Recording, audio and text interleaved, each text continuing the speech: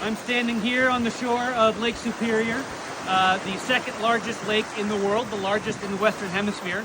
And it's got a rich and storied history.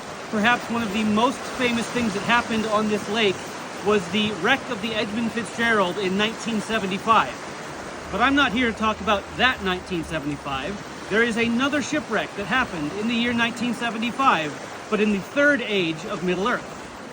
In 1974, the Witch King of Angmar invaded the kingdom of Arthedain and forced the king Arvedui, the last king of Arthedain, to flee to the north. In the north, he ran into these people called the Losath. They were a tribe that lived up on the frozen ices near the Bay of Foreshell. And he was there, trapped over the long, cold winter. Kieran the shipwright, the next year in 1975 of the Third Age, heard of his plight and sent a ship to go pick up the king. When the ship arrived, the King Arvedui, he went to the men of Losath and said, "Thank you for what you've done for me, for keeping me and my people safe. Here, take my ring as a token of my favor." But the men of Losath said, "You should not get on that boat. We do not trust what we are hearing on the winds.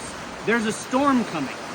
But he was eager to get home to try to rally his people to try to take back his kingdom. And so he left.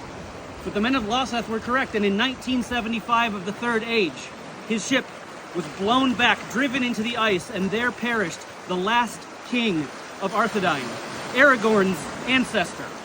And with him also perished the two Palantir that he had carried with him, trying to keep them safe. But the ring that Arvedui left the men of Losath would eventually be returned to Arvedui's heirs. It's the same ring that Aragorn wears during Lord of the Rings. But in that day, in that shipwreck, the hope of the North failed, and the line of kings became the line of rangers.